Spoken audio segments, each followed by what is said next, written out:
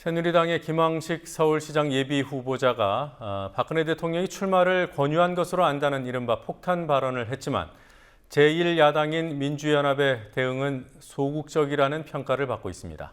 당내 반발을 뚫고 지지율이 가장 낮은 후보를 광주시장으로 전략 공천할 때는 단호했던 김한길, 안철수 두 공동대표가 대통령 선거 중립에 관한 이 사안에서는 아무 말도 하지 않고 있습니다.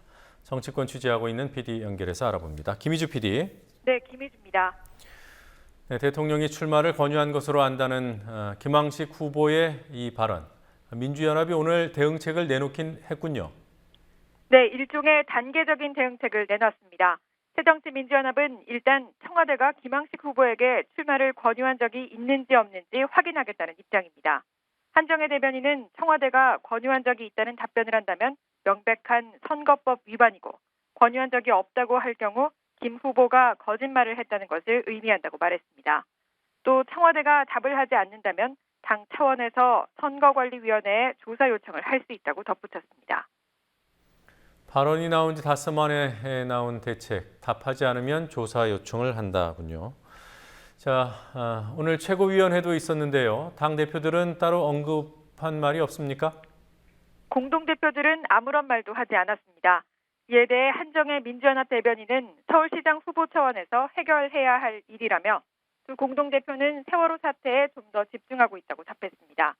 민주연합에서는 박심 논란이 새누리당의 당내 경선에서 불거진 문제여서 민주연합 대변인 차원의 대응만 있으면 된다는 분위기가 일반적입니다. 한정혜 대변인은 별도 논평에서 김황식 후보의 박심 발언은 돌출성 발언이 아닌 치밀하게 계획되고 준비된 발언인 게 문제라며 새누리당의 이해운 서울시장 예비 후보의 말처럼 대통령이 선거 중립 의무 위반 논란에 휘말렸다고 비판했습니다. 자, 광주시장 전략 공천 문제.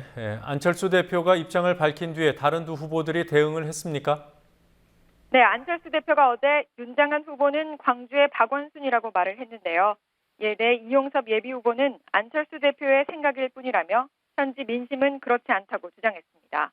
강훈태 현 광주시장은 오만함에 극치라는 논평을 냈습니다.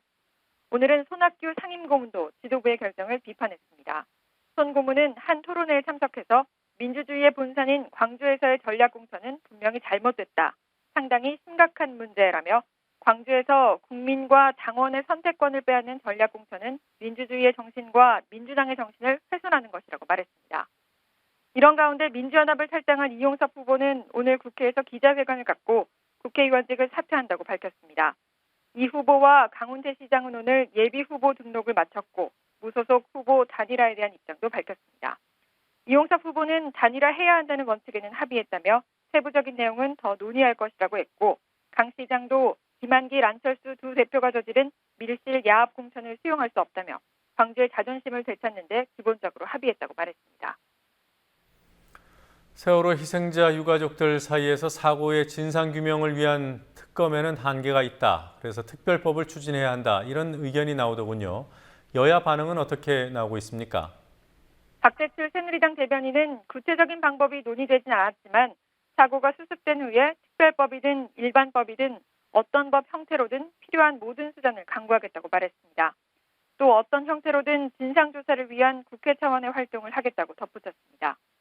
김한길 민주연합 공동대표는 진상규명과 대책 마련을 정부에게만 맡길 수는 없다며 사태가 수습되면 여야정과 시민사회, 전문가와 국민이 함께하는 범국가적 기구인 안전한 대한민국위원회를 국회가 특별법을 통해 구성해야 한다고 언급했습니다.